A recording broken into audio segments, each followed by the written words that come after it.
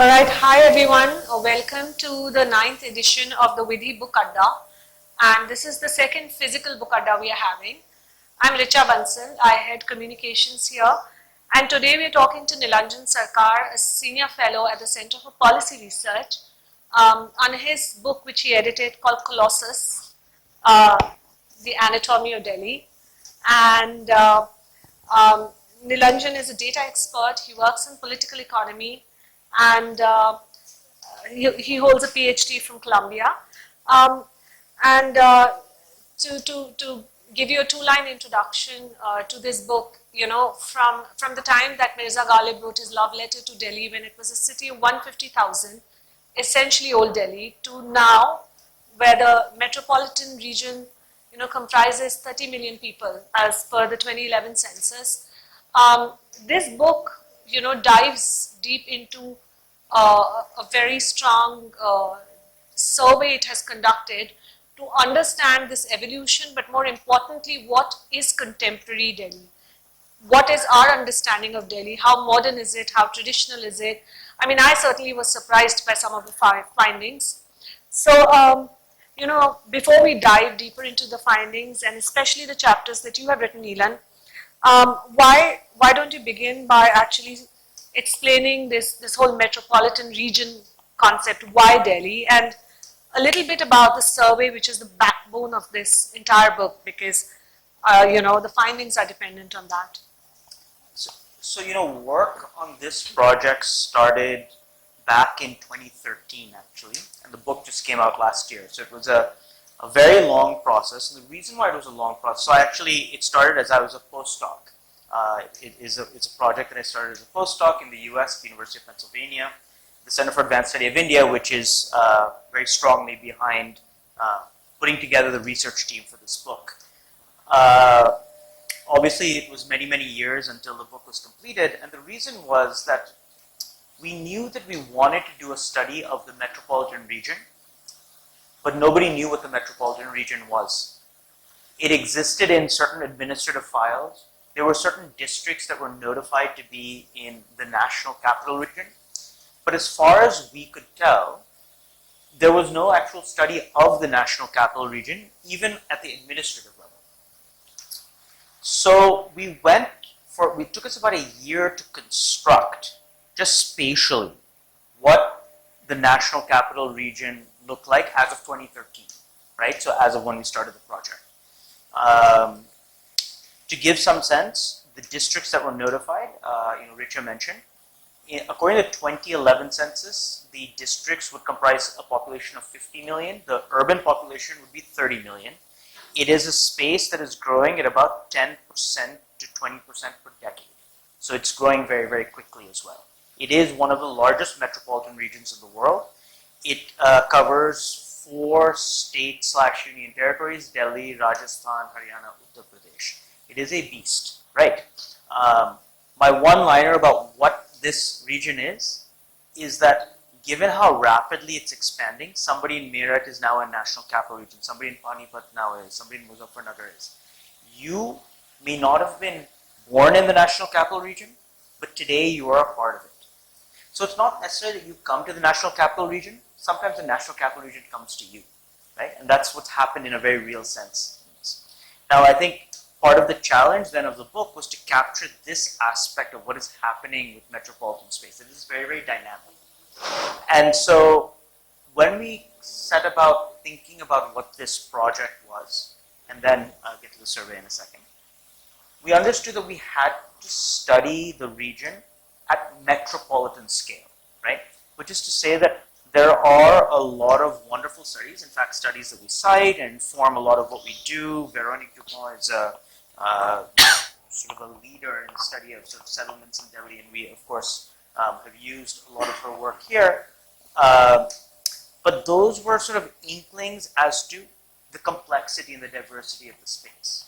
Now once you look at this scale, you see that there are a lot of complicated interactions happening across space that you wouldn't be able to see just in a settlement or just in a few settlements. Now, how do you characterize that kind of diversity? Right? So that became our sort of empirical challenge, and that's sort of what we sort of had to work through in the survey. we went through a complicated process of looking at where polling booth areas were, whether they were urban or rural, characterizing every polling booth area as urban and rural, characterizing the population within them, and then randomly sampling populations in order to be able to construct this sample.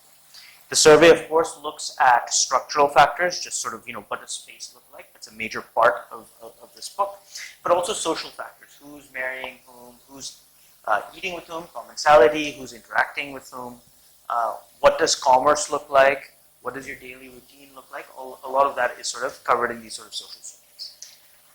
So as Neelan said, a lot of the surveys available on urban spaces and in Delhi looked at some aspects of material inequality, but really there was no deep dive study on social attitudes, and this survey looks at both.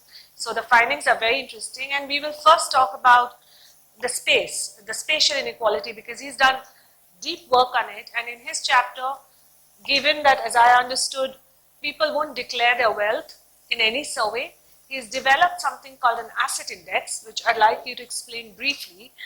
And then in your chapter, you've actually, once you probably establish how urban spaces work in comparison to an Indian village, which is the starting point, how, in case of Delhi at least, they are rooted in the economic exchange, or the spatial distribution is rooted in the economic exchange between the poorer and the wealthier citizens, leading to a fair amount of spatial co-location. So can you, this is one of the key things in your chapter. So let me, I guess, first very quickly talk about how we thought about measuring wealth. It is a complicated question. There's a major academic literature on this.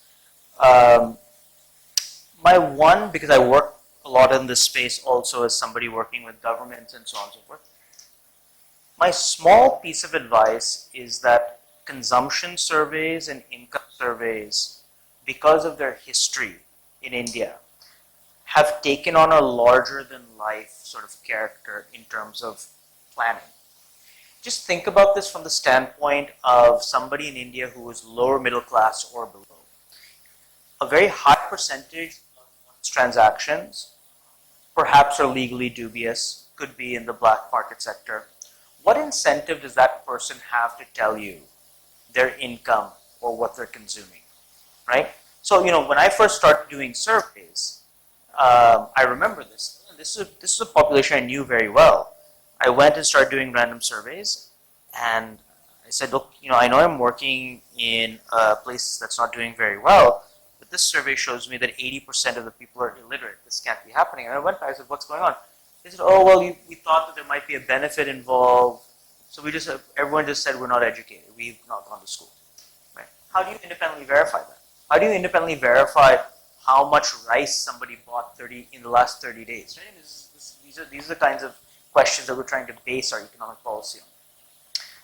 So the idea of an asset index, and it's something that others have also done, right, which is that can we find verifiable assets, right? So a surveyor comes to a home, says, look, I see you have a television. I see you have a fan. I see you may have an air conditioner. That's very small. That's a very small percentage of people. You have a fridge. You have a washing machine. Now, based on these characteristics, can I start to understand a certain wealth profile? I may not be able to tie it to your underlying income. Income is a slippery concept in India anyway, because if you're not salaried, what is your income, right? This is a tricky question. But we can understand something about your asset wealth. And there are certain assets that have a lot of explanatory power. So for instance, if you look at the data, almost exactly 50% of the population owns a washing machine. And it's something that actually ethnographers had picked up a long time ago, that the washing machine is this remarkable symbol of when somebody ascends to being middle class, right? And so by that metric, 50% of the population has reached the bottom, right? So I'm not going to get into the statistics of this, but basically you look at a set of assets. Some assets have more explanatory power, some have less explanatory power, and you use that to characterize, poorer versus richer. And there are certain assumptions, of course, baked into it. I can talk more about how the index is done, but that's essentially what's being done. What's nice about it is that it's verifiable to the surveyor. When one looks at the map, which we've created a lot of maps based on wealth, you see that intuitively it makes a lot of sense, right? There isn't a lot of, there aren't many surprises as to where wealthy people live and less wealthy people live in our data, right? Now the larger question about where do rich people and where do poor people live in the national capital region. So I want to compare what we end up seeing in Delhi and what I think many of you see in Delhi when you walk around with what the literature might say or what other spaces might look like. So first let's start with an Indian village. If you walk into any Indian village, the name of any neighborhood that you're in is the name of the caste group. 90% plus of villages, right? So you have pure caste-wise segregation of more than 90% of villages you go to in India, right?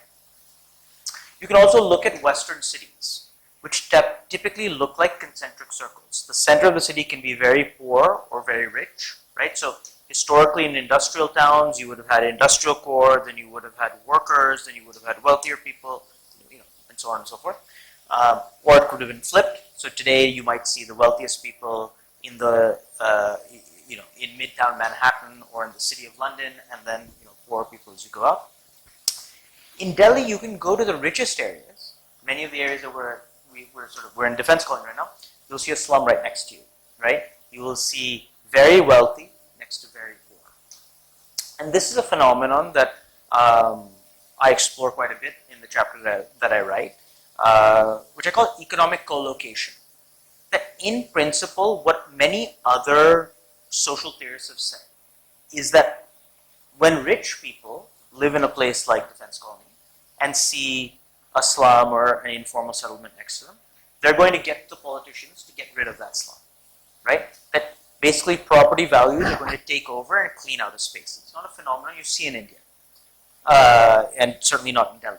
Some of that has to do with the tenancy of land, but also some of it has to do with the fact that if the wealthy were to do that, they would also erase their source of labor in many cases, right?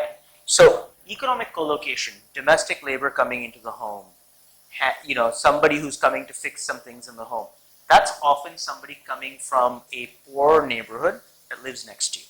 Now, what is the co-location doing? In a context in which you don't have verifiable contracts, I need to know how to get to something, right? So let's say I'm letting somebody into my home to fix something, to take care of the children. If I have no way of verifying who that person is, and a contract doesn't mean anything, what do I have to go on as a possible penalty in case that person does something that I don't like? So I have to be able to get to somebody. I have to be able to know where that person is. And that creates a lot of spatial co-location in our arrangement. So you'll often see that many of the help in a neighborhood all know each other. It's based on reference. These are all forms of developing bonds of trust when you don't believe in a direct contract, right? One other example, and I give this in the chapter. So had you come to Delhi a couple of decades ago, every single neighborhood had a trusty taxi stand. And you would use that trusty taxi stand to get you from point A to point B. And the reason is Delhi is unsafe. I trust this person in this taxi stand to get me from point A to point B. Today we have Uber and Ola. Maybe it doesn't work as well as it used to, but still works. We broadly believe in the contract that is there, and the taxi stands are disappearing. Because today, somebody can live 10 kilometers, 20 kilometers, 30 kilometers from me, and I can trust that that person will pick me up and get me from point A to point B. Co-location is no longer needed. So thinking about the trade-off between formal contracting, enforceable contracts, and space is what generates the kind of spatial patterns we see in Delhi. This doesn't mean that you don't see, and I talk about it, this doesn't mean that you don't see caste-wise segregation, that you don't see religious segregation, but the logic of it is very, very different than this kind of economic co-location. So I actually wanted to come to identity-based segregation next, but it's interesting you point to defense colony because right across the road is Kotla. So it is that classic sort of juxtaposition, and I think it works because, as you say in the book, 90% of our workforce is informal, I won't go into this, but I think you also say that wealth inequality in Delhi is actually much more due to spatial co-location, than what basically caste or religion-based segregation can explain. Because space is the most powerful predictor of economic well-being. Now coming into, you're having studied identity-based segregation. Can you elaborate more on the ghettoization of the scheduled castes and Muslims in Delhi, and how it varies between them as well? Like, it's different for scheduled castes, it's different for Muslims and the social interactions, because that leads to the level of integration that they may have. So let me start with a data point that we provide here. So we've done, I haven't gone into the survey in some detail, but the way the survey is done, it's also what we call spatially representative, which means that if I take a 1 kilometer region, that 1 kilometer region is also representative of the population that lives within that 1 kilometer in any sort of random spot. Right? I can talk more about how that's done, but that's sort of a characteristic of our survey. So one of the sort of simple data points is about 16% of the population in the data are scheduled caste, and about 11% are from the Muslim community. And if I take a 1 kilometer ring around every scheduled caste household, there's about 30% of the households within 1 kilometer are scheduled caste. So if it was perfectly random, then 16% scheduled caste, you'd expect 16% of households to be scheduled caste. So there is clearly some segregation. For Muslims, who are 11% of the population, that number jumps to 40%. So the level of spatial segregation for Muslims tends to be quite a bit higher than that of scheduled castes.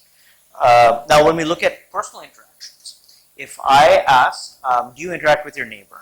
And if so, what is the religion or caste of that neighbor? If a scheduled caste person interacts with her or his neighbor, 44% of the time the person is scheduled caste. If a Muslim interacts with her or his neighbor, 80% of the time the person is Muslim, or the household is Muslim. Gives you a sense of the scale of difference, not just spatially, but also in interaction terms of segregation. Now, this isn't surprising, again, if you live in the region. The easiest way to explain this phenomenon to somebody is that if I ask anybody in Delhi, can you name a Muslim neighborhood? You can name many. If I ask you, can you name a Dalit neighborhood or a scheduled caste neighborhood? You will struggle. There are areas with greater, for those who study it, there are areas which have more scheduled caste than others. And there are what we call Dalit bastis, right, in many cities. But the way in which we can imagine exactly what part of the city is Muslim and what part of the city is Hindus, that's not true of our caste map of the city. So that tells you something about the kind of spatial segregation we're using. One sort of final thing on this, there is caste violence, there is religious violence. Delhi historically has been a riot-prone city, and this region historically has been riot-prone. There's a lot of work on this, and we've sort of cited a number of people who've worked on this, but much of the spatial reorganization that you see of the city, we've all seen in cities like Ahmedabad, so on and so forth, has a lot to do with violence that occurred between Hindus and Muslims, right? So because there was violence carried out upon Muslims, many Muslims left, even wealthy Muslims left certain parts of Delhi and moved to majority Muslim areas. So in fact, Muslim areas in Delhi have quite a bit of class diversity for this reason. Thanks for bringing that point about how the threat of violence has led to greater ghettoization of the Muslims. I think what I wanted to ask you was the findings of the book were sort of sealed before February 2020. But then we saw one of the worst, at least I have seen, a communal riot in Delhi after the elections of February 2020. How do your identity-based findings, which were sort of kind of done before the elections, sort of speak to this? Because the book also says that Delhi is the proverbial powder keg, and that the riot was waiting to happen, and that we've not seen the last of it. So I think we should be honest that when riots happen, there are often political actors at play, right? And we know that in the most recent riots, there were political actors who were involved in making sure that, violence happened. But there are certain features of the most recent riots in Delhi which are troubling and new. So the standard way of thinking about what happens with religious violence, Hindu-Muslim violence, like the Muzaffarnagar riots, is they happen just before elections. Essentially, if you have Hindu-Muslim riots, then Hindu unity is stronger. That shows itself in the polling booth for Hindu nationalist parties or Hindu nationalist candidates, right?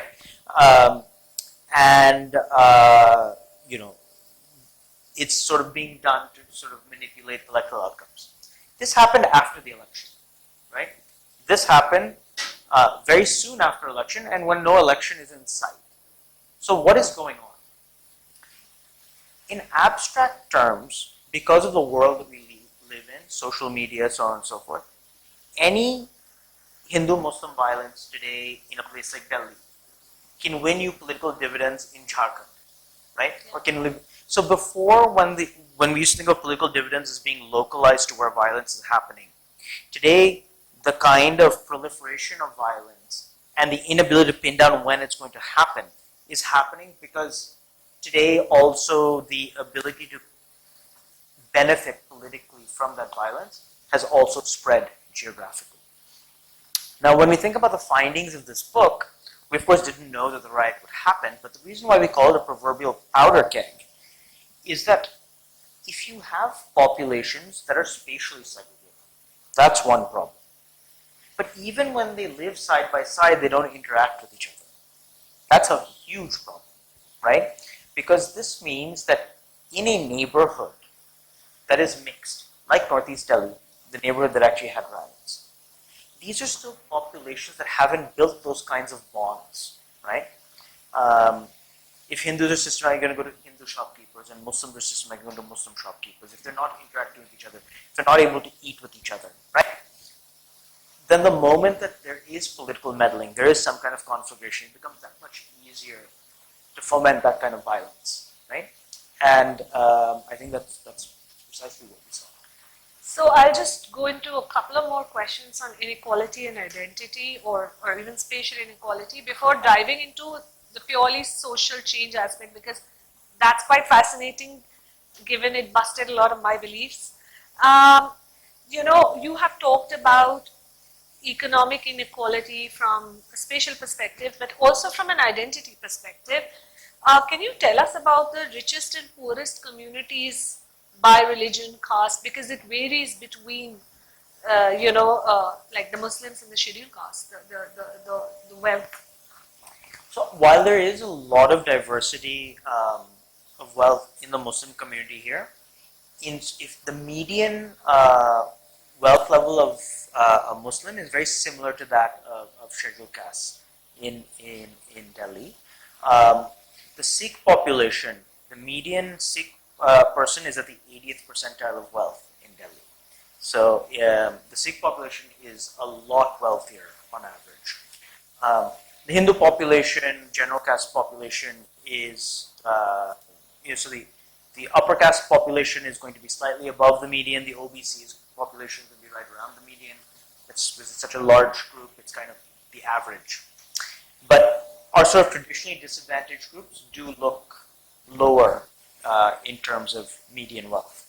Just one sort of quick statistical point. The reason why I'm talking about median wealth versus mean wealth here is that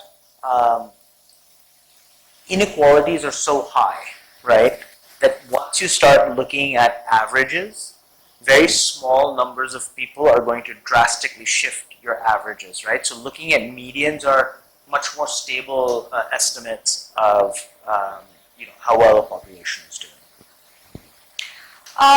All right, I think I'll dive into the chapter, like one question on what Partha Mukhopadhyay and others wrote, that spatial, sort of inequality combined with the type of colony you live in, be it authorized, unauthorized, or a Juggi Jhopri, actually informs your right as a citizen to stake claims to governance services that the administrative authorities are meant to provide. And the book actually, taking on from earlier research they've done, talks about the concept of differentiated citizenship. So if you could, just comment on this, especially given the recent spate of bulldozing of unauthorized colonies where there is clear religious segregation, when I think a large part of the city lives in unauthorized colonies. So, one of the striking findings in this book, and now we're just looking at Delhi proper, so not Ghaziabad, Gurgaon, any of these places.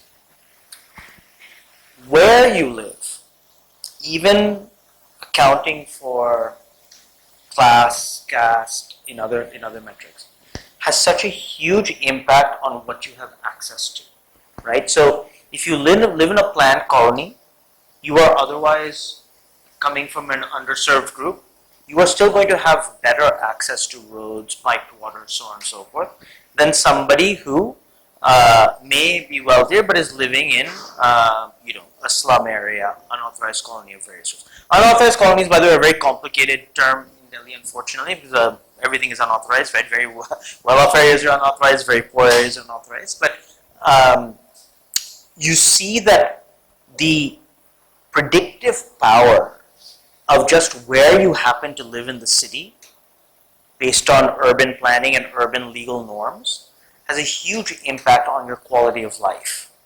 And so you see this obviously in the question of differentiated citizenship. You see this in another chapter by Kushdeep Kaur Malhotra, which shows that even at similar wealth levels, essentially people from Delhi have a first mover advantage. So even at the exact same level of wealth, migrants are living in areas with much poorer infrastructure, right? You see this in if one is to go even further into which kinds of colonies are doing what, you really see the challenges for informal slum-like settlements. There are wealthy populations living in these areas actually who have no access to anything, right? And so I think for me as a political scientist who focuses naturally on certain political factors but also sociological factors, to see that space and the laws governing space had such extraordinary predictive power for people's well-being. It could not be really explained any other way than you just are there by the luck of the draw. I mean, this is by the complete aside; it's not in the book. I think of Delhi and the surrounding region as like the best example of a luck of the draw kind of place, because there are so many, and there was of course corruption in this. There are so many refugees who came at partition and were given a parcel of land in this region that may not have obviously been valuable, and then today is worth crores upon crores, right? Completely by the accident of resettlement, right? So we actually, I think in our bones in this region, understand how the accident of where you happen to live, or where you happen to have moved, and what impact that actually has on future outcomes. I think it's something we actually understand quite well in this region. Well, I think you've already covered the point on migrants, which I wanted to ask you about. Both of us being migrants in the city. But I think now I'd like to talk about the social and political change that this book looks at, which is very interesting. I mean, I think theories of urbanization worldwide claim, as this book says, that urbanization leads to fundamental social change, mostly of progressive nature. But then India has a caste system. India has deep gender biases driven by pervasive patriarchy. So, how does this sort of theory play out in the case of Delhi, given this reality? And have we actually made any significant social gains in the NCR at all? I mean, you can talk about commensality that you just mentioned if you'd like. Yeah, I think that somewhat surprisingly, I think we talked about this earlier, the results are very, very depressing on the social front. Certainly on the marriage front, there has been little to no change in marriage norms. And people are very open about it, right? We can characterize it by people's beliefs, we can characterize it by who is actually married to whom. It doesn't matter how you sort of play that data, and the chapter in the book written by Megan Reed plays it a bunch of different ways. She is somebody who is studying marriage in Indian context. It's all depressing. I think the only place where you're seeing some change is that the youngest generation believes that it has a little more say in addition to the parents in terms of choosing whom they can marry. But in terms of marrying outside of class status, caste status, religious status, you name it, there's little to no movement in our data. On one level, if I had to put a positive spin on it, it's hard. If I had to put a positive spin on it, but marriage will be the last thing to change. Yeah, but it's surprisingly unchanged for a city like, or a metropolitan region like Delhi. Many of us live in a bubble. We live in a context in which this is not true. The numbers are surprising across the board. Even the small number of people accessing online sources of marriage markets is actually a very small percentage of the population. That's very noticeable in this data as well. People are still working through traditional networks for arranged marriages, and arranged marriages or quasi-arranged marriages, meaning you meet, you date for a while, but you better get married, right? That phenomenon is still the dominant phenomenon. I think that was And what about like education of girls? That was another interesting finding that struck me. So look, let's take a positive here, right? All across India, but Delhi in particular, the extent to which women have caught up with men, and actually in the case of Delhi surpassed men in average educational standards, is nothing short of extraordinary. So in the last couple of decades it's happened, right? Class 10 completion, class 12 completion, college graduation, so on and so forth. It has not translated to the labor force. That is another project I've worked on. As you know, I can talk more about that in Q&A. The main change that you can see is that the marriage market is demanding women who are more educated. And there are actually a number of sociologists who've made this claim that one way of thinking in these very conservative societies about social movement is that women with higher qualifications are able to marry into higher families. Unfortunately, that seems to be the dominant paradigm in terms of how education is translating into future outcomes and not necessarily working in the labor force.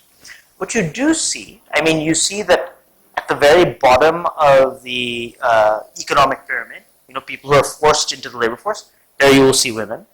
And in very white-collar jobs, you will see women. That you have this missing middle, right? It's not safe.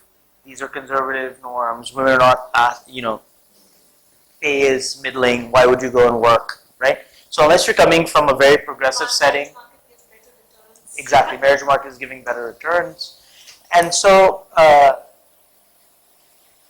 think this chapter was actually written by research assistants at the Center for Policy Research, but those who had been the closest to the data, but also people who I think on a personal level were experiencing some of these norms. So do you at all want to, Devesh Kapoor and I think his co-author write about commensality or literally breaking bread, and how little, people, especially from the Hindu community and Muslim community, eat with each other. It only changes a little bit depending on what is your economic wealth status, So if you are from a wealthier background, you're more likely to eat at each other's houses. If you want to elaborate on this, it's fine, or we can just now dive into your chapter on, intermediaries. A couple of points here, right? I think one of the striking findings in that is, of course, there are a lot of people who say, Hindus won't eat with Muslims for purity reasons, vice versa. But the main reason, so there are two factors. So first, poor households typically are not having too many people enter their home to eat, nor are they going to many other people's homes to eat. Eating at other people's homes, commensality outside of the home, or for either your neighbors or you, tends to be a phenomenon that is for the more well-off. But the other thing is that more than 60% of our Hindu sample says they have no Muslim friends. And you get lesser numbers actually for Muslims, but you do get sort of also large numbers for the Muslim community. And this, if one is to sort of think about some of the very ugly outcomes that we're seeing in Delhi, it's easy to say, well, people are anti-Muslims, which is happening. But it's also the case that because people are living side by side and they're living in different worlds, that it's creating these very, very negative outcomes. So what I would say is that even if we attribute the very bad outcome of Hindus not eating side by side with Muslims to what sounds like a less bad reason, which is they don't have friends that are Muslim, as opposed to they hate Muslims, the outcomes are very strikingly similar in terms of not just what happens in terms of commensality, but what then happens in terms of violence and spatial segregation in the city. I think one of the things that we have to grapple with is that once social interaction is out the window between communities, then you are in certain spaces. Then you're dealing with a huge number of social ills and a huge number of social challenges that come there. And that's something that's clear in this book, right? Which is to say that if the positive spin, a lot of Hindus aren't saying, I'm not eating with a Muslim because I hate Muslims. They're saying, I'm not eating with Muslims, I don't know any Muslims. Okay. But if the consequences are what they are, does that really make it any better? And that too in what is supposed to be, at least the book claims, the most diverse city in the world. I think I'll come to the last section, which is your other chapter you've authored, because I am cognizant this is a Friday evening and there might be some questions. You have talked about, it's a fascinating chapter, I thought, on intermediaries or dalals or local contacts or samaj sevaks or netas and their role as mercenaries in the politics of grievance. And this is because, due to the lack of accountability, they are incentivized. Where the state is not being able to serve its citizens, be it wealthy or poor, these intermediaries play a role in trying to broker that with the state. But given there is no accountability, they are incentivized to serve the wealthy more, which basically means the poorer population is further distanced and further marginalized from the civic services they have a right to. And you've really broken this down well and talked about it. So why don't you just dive a little bit into your chapter? So let's start with a comparison. Rural India and urban India. In rural India, if your closest elected representative tends to be your panchayat ward member, right? Typically one per polling booth, one per two polling, so a polling booth on average 1,000 voters. So in other words, your elected representative knows you personally. So if I need to access the state in a rural part of India, something that's administratively rural, I can go to somebody who is a part of the state machinery, who is elected, who basically, if he doesn't win a majority of this polling booth or this village, may not get elected again. Right? So in that way, there is, in principle, there are of course questions there, in principle, some democratic accountability that governs who is elected as a panchayat ward member and the services they provide to the population. Now let's look at urban areas. In urban areas, your closest elected representative is the urban ward member. Maybe 70K to a ward in Delhi? 70,000 to ward. Yeah. So most people, I mean, maybe this room is people who are a little more enlightened, but most people do not know their ward councillor personally, right? Nor do they have a way of getting to their ward councillor personally. in the in a panchayat ward system, you actually live in the same village as your elected representative. You can like go and threaten him if you have to, right? You know, you can't do that here. So you are obliged to use those intermediaries, so on and so forth, to access the state when you live in an urban area in a way that you don't have in a rural area. Now this creates a couple of problems. In a rural area, if I want access to the state, the person is elected. And if the person doesn't do, in principle, I have a way of getting that person out, or a bunch of us together can get that person out. An unelected intermediary who's acting as a go-between, that person is interested in making sure that she or he can make enough money to survive, right? And cater to people who have certain characteristics that might increase the intermediary status. So no longer are we talking about democratic accountability in terms of the number of people you serve or whether you serve the poor or so on and so forth. We're talking about accountability in terms of serving my people as an intermediary, right? Serving people potentially of higher status, people who might matter more, right? Who might have more political clout, who might have more wealth. Like getting water tankers, garbage collection done, all privately. Exactly. So, you know, what you end up seeing is that the poor, because they don't want, they don't have the money for garbage collection, they don't have money for water, they are looking for the government to address in these civic services. The wealthy can typically buy their way out of these kinds of civic services. They cannot deal with heavy infrastructure, street lights, road upgradation, right? That you can't private your way out of. So the wealthy tend to ask for heavy infrastructure.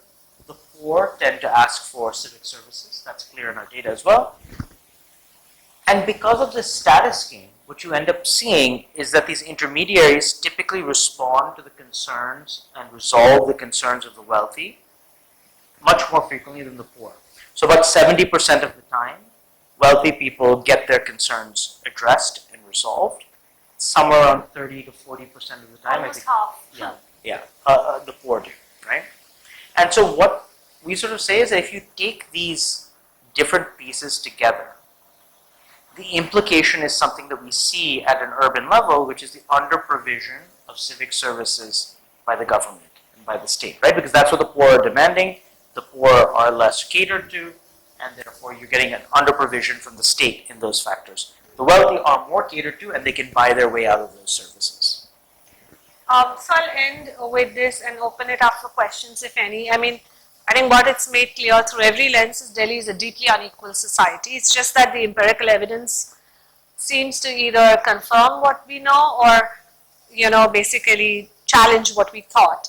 I think as we close it, the only thing I would like to ask at a macro level is, I know global urban theories are catered to a Western concept of the city, but what are the lessons or tools for studying other metropolitan cities in India, if at all, that have emerged from this study of the Colossus?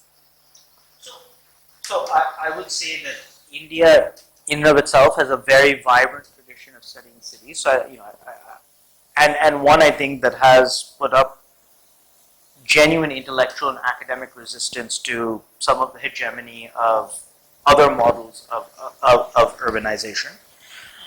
But that being said, I think the challenge that we've always faced as a community of people who are studying urban spaces in India is that you lack the data to process a space at metropolitan scale. So before, when I did this work, I mean, we've all done this kind of work, spent months and months, years and years studying particular neighborhoods, trying to understand how they interact. Or maybe you study government offices, or maybe you look at like just administrative data all across India, try to understand variation in cities. But to be able to really understand the interconnectedness, right? So I started off this sort of discussion saying like, look, somebody living in West UP and Meerut, so on, they may not understand that they actually live in the National Capital Region. When I say the National Capital Region has come to you, in a very real way, that person's economic outcomes and social outcomes are being impacted. There's actually a big highway that goes there, right? Are being impacted. There's a labor, route that's coming back in and out of that city. In a very real way, it's being impacted. impacted by the fact that it is in the national capital region. And these are not things that you can easily grasp unless you're able to get the data all at once. To give one very small example, you were just talking about intermediaries, we are able to see how the proportion of intermediaries, the scale of intermediaries being used grows as the presence of the state weakens. Right? As you go further outside the core of the city, you see that the proportion of intermediaries in the population is growing. That's something that you can only see when you look at the data at metropolitan scale. Of course, the spatial and structural inequalities can only be seen at metropolitan scales. Questions? Can you, and do introduce yourself.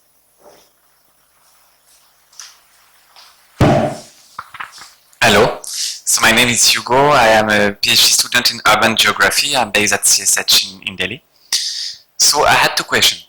The first question was, are you tempted to generalize what you have observed in Delhi, or do you think the case of Delhi as a metropolitan region is too different from other metropolitan regions in India, like Kolkata, Bangalore, Mumbai?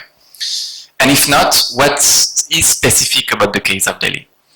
My other question would be to compare central areas of Delhi with newly urbanized areas of the periphery.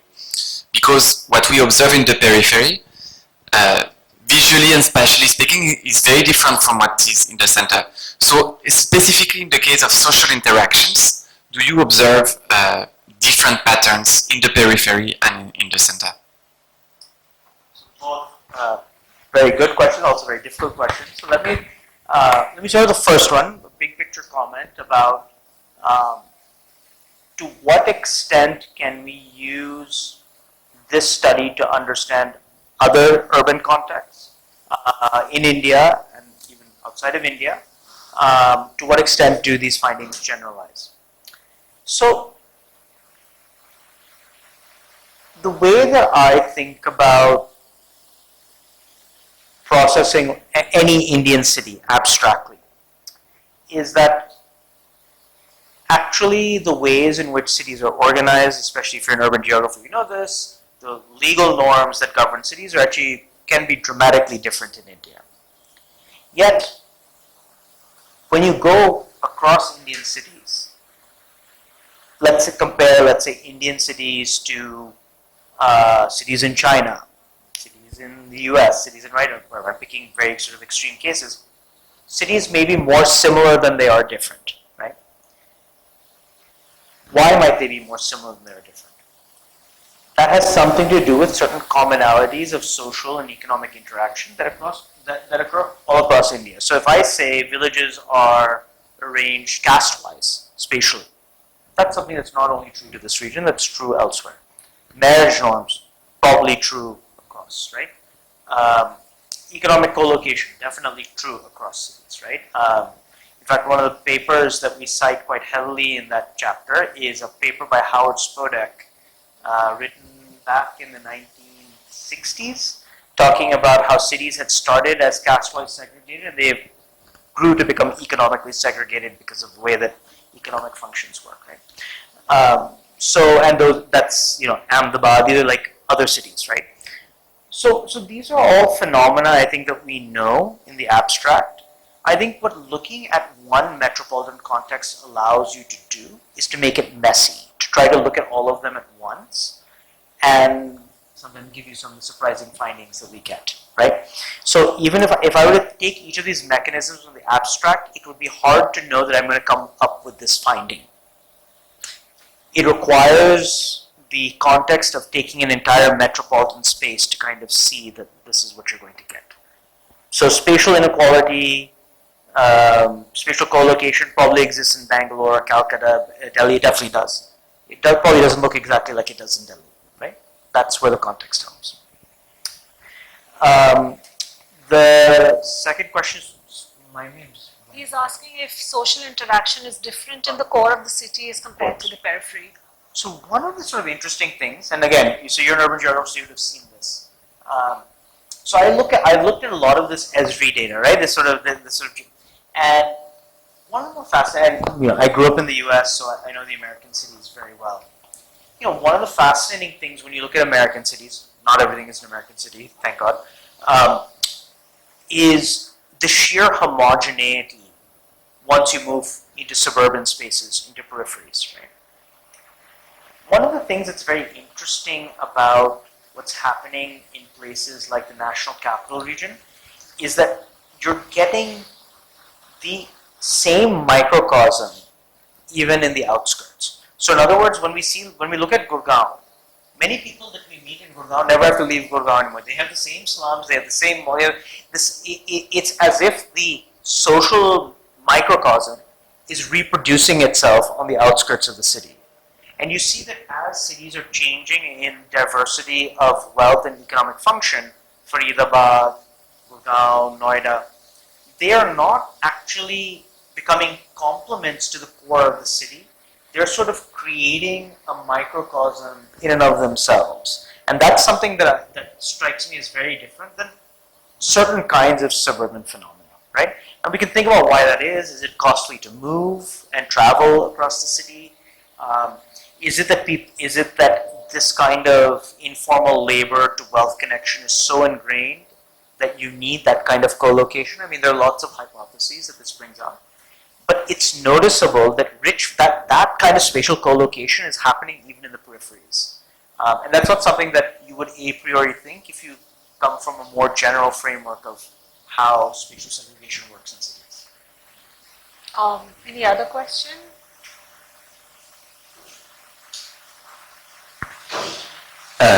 Yes, so I'm Samuel. I'm also a PhD student, also in urban geography, also based at the CSH. So this might confirm your findings on segregation in Delhi. My question was, so the NCR is globally mostly an administrative perimeter. Sometimes I feel for a prospective perimeter as per what regions will be planned and so on. So, from a functional point of view, how do you draw the boundaries of what you consider to be the metropolitan area? And what is exactly the link that, if any, that connects all these pieces that you would call a metropolitan area in the case of Delhi? So yeah, what are the criteria to draw these lines and how do you connect all this? That's the question. So, it's difficult, right? I mean, what I would say is that the administrative imagination certainly does not map onto human imagination. Human imagination probably includes Delhi and a couple of the major suburbs, Gurgaon, Noida, so on and so forth. But as I sort of ended with here, right? Just because it's not in your imagination doesn't mean that the administrative structure isn't doing something to you. Right? And that's what makes this a very, very complicated beast to interact with, right? If it were the case that I didn't feel like I was a part of Delhi, and Delhi actually didn't in any way impact me economically or socially, then it's fine. Then it's just a false flag. But that's actually not what it is, right? And it's exactly what you said. Because it's prospective, because it's planned, quasi-planned, you have highways being built, you have corridors being built, you have labor movement sort of going up and down. That means that you end up having a lot of impact socially and economically from Delhi in these regions, in what might be administratively considered NCR, even if the populations on the outskirts have cultural characteristics of their own. So I'll tell you, and this is just an aside, this project, as you said, as you can imagine, started off, the actual sampling was done 7-8 years ago. What I learned, and probably what you have also learned from your work, is you should not trust Indian administrative data with anything. So the next project I ran, which was serving 4 urban clusters, what I did was I used a Google transportation algorithms, and anything within any point within 2 hours of the core of the city, I said, let's imagine that that's the urban space.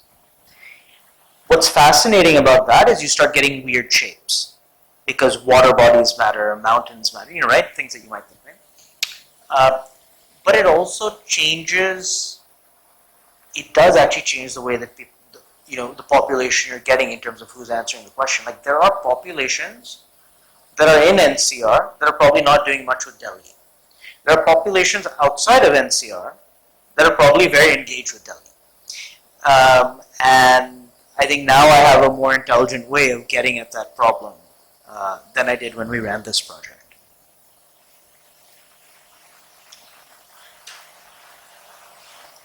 Hi, my name is Rahul. I'm a senior resident fellow here at Vidhi. I have two questions. One is, and forgive me if you covered this before I joined the conversation. One is, what are your thoughts based on the research that you've done on how geographical location, in the sense that how closely people, how much geographical mingling there is between people of different castes, for instance, how that impacts people's perceptions of each other. So, to what extent does geographical proximity translate into sort of emotional proximity in terms of human connections that people have to those of different castes, religions, etc.? Is that something that you've looked into?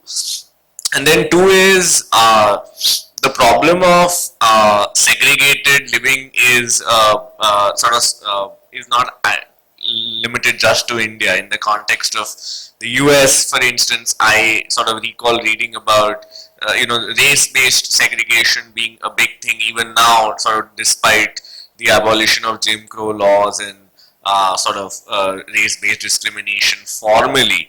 So, what is your thinking in the context of Delhi about what we do about it? Like, how do we meaningfully counteract this kind of segregation geographically? Okay, so first question, right, which is, the question of geographic proximity and social interaction. So again, it's a very large literature. So the classic framing of it is something called the contact hypothesis. The contact hypothesis says that when two people interact because they're close to each other, right, they live in the same neighborhood, they see each other from time to time, they naturally become close, and there's less likely to be conflict between them. So if I take if I increasingly have mixed neighborhoods of Hindus and Muslims, just the fact that Hindus and Muslims are seeing each other in the street, so on and so forth, should lead to better social outcomes. Then there are a spate of studies saying, well, that's not true because they might see each other in the street and there might be violence. So then it's not contact, it's positive contact. So positive contact means like, commerce, there are sort of positive interactions between the populations. That's what leads to better outcomes. I think what we are seeing here is something that, because of technology, was seen as something that was impossible to imagine, which is that you can live in the same space but not interact with each other. Of course, we can imagine that in our lives, but we couldn't imagine it empirically, right? Quantitatively, empirically, which I think now we're able to do with this book. So this is to say that there need not be a relationship between spatial co-location and the level of social interaction you have if the social markers and the social attitudes governing interaction are sufficiently strong. Right? So urbanization is not playing a role. Urbanization may or may not be playing a role. It depends on where you live, right? But yeah, in many parts of Delhi, it's clearly not playing a role. I don't think all of the people who contribute to the book agree on that, by the way. That's my view. Now, the question of how does one deal with spatial segregation more generally? There's something a little tricky about comparing European context, American context with the Indian context. And of course, the state here has played a big role because the state has been part of violence and so on and so forth. But the sheer power that the state wields in terms of determining space vis-a-vis property in the US and the West, right? Council housing, the projects in the US, right? So I remember this as a grad student, right? right? We had a Dutch student who was visiting for a year, and walking in New York. And so if you walk in New York, you have all these fancy things, and then all of a sudden you will see, and they all look the same. They're made of brick and these huge complexes, right? And she said, what are those? I said, those are the projects. What are the projects? It's low-income housing. So that's very weird. I said, why is it weird? It's normal here. I said, well, why would you take all the poor people and put them in one place, as opposed to having like rich and poor people in the same building? Like, why wouldn't you create mixed spaces? Like, why is this a natural thing to do? No obvious reason why it is, right? And had the state done that, and there is actually something called a checkerboard design that many of the cities undertook thereafter, you do get very different kinds of spaces. I think what's tricky in the Indian context is that when we are thinking about spatial segregation and spatial organization of populations, we're actually thinking about it as typically being created by the explicit interaction or non-interaction between those groups. The fact that Dalits and upper caste can't eat together meant that the caste groups had to be separated spatially. The fact that Hindus and Muslims were in the same space, there was a lot of violence, so you ended up getting religious segregation, right? This isn't to say that there wasn't racial violence or there wasn't anti-immigrant violence that hasn't structured space in Europe, but the sheer role that property mafias play, I think, in the West, I do not believe that that role is played to the same extent in the Indian context. So now, coming to answers, I mean, who knows? But, look, there are, so when I go, the city that Richa grew up in, right, and city where a lot of my family lives, when I go to Calcutta, you see a place that is less aggressive. There is still a lot of Hindu-Muslim segregation. I don't think we should pretend. We know, again, which neighborhoods are Muslim. We know that violence happens. But you do see the impact of having political representation at the highest levels for different communities and what that does to preventing at least the negative impacts of this kind of spatial segregation. Yes, Kara and Lalit, both. Go. One after another. We can take both questions. Okay. So my question is about marriage. So if I've understood what your book says is that marriage norms in India continue to be rigid and closely aligned with caste and religious norms. I would add it's also extremely ableist and heteronormative. You also spoke about the younger generation. I think you see a ray of hope there.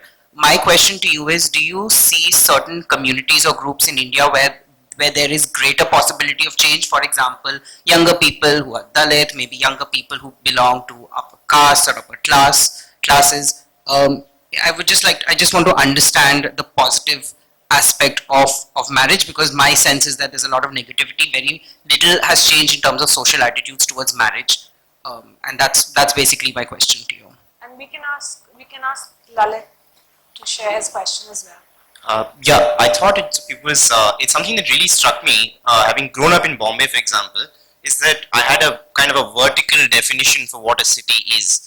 And I'd always been struck how Delhi is, instead of being tall, it's just like it's like a big village, a big town. It's just spread out. No building is above really 4 or 5 floors. And I've always wondered how that really, plays out in various dynamics, like especially just geographical space increasing, the amount of distance to travel, the amount of space that's created because you don't have tall buildings, and the result of that on density.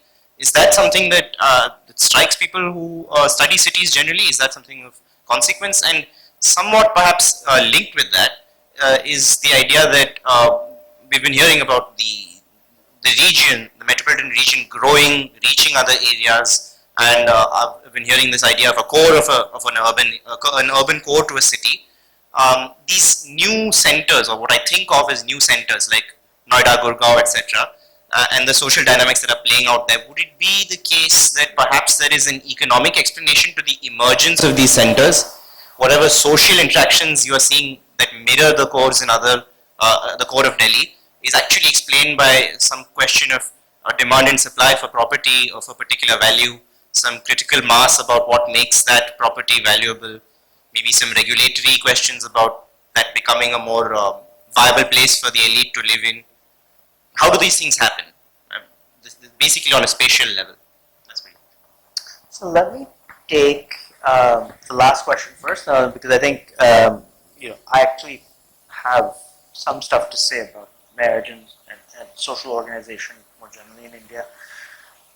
So look, Delhi is a weird city by Indian standards, and there's one particularly weird feature, which is that the center of Delhi is Sircari, right? It's bungalows. There's density is very low. So when we think about, you're from Bombay, so you know this, or anyone's from Bangalore, like, we're not happy with the traffic here, but it's a lot better than these other cities. Why? The way they think about how spatially Delhi and NCR are organized is that think of it as a donut. You've got a lot of density on the outside, but the center is totally empty. So I need to get from this edge of the donut to that edge of the donut. You can see that the fastest way, if you just think of whenever you have to get from any part to any other part, is to actually go through the center of the city, right? Because the center is emptied out, right?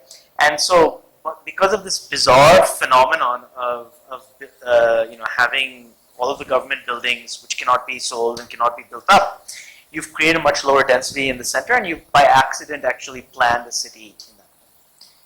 That being said, I always tell people that, I have mixed feelings about it. I have a love-hate relationship with this city, but it is the only city that plans, or the only metropolitan region that plans. So I remember when, we're talking about 15 years ago, when I really first started working and coming in and out of Delhi, people used to laugh that you would build a metro to Gurgaon, that you were building highways to Gurgaon, that you were building all of these flyovers to Noida. What idiot would do this? Nobody lives in these places, right?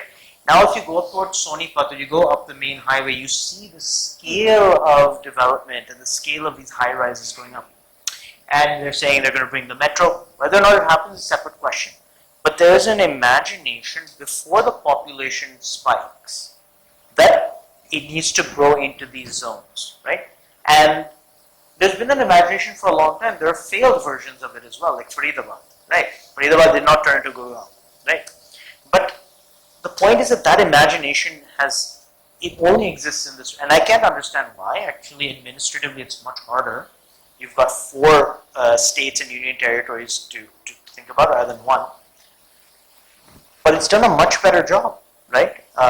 Look at all of these cities that had so much opportunity to think about how it would grow, like Bangalore. It saw all of the things that went wrong in every other city and then did those things even worse, right? It's like, it's an unbelievable story, right?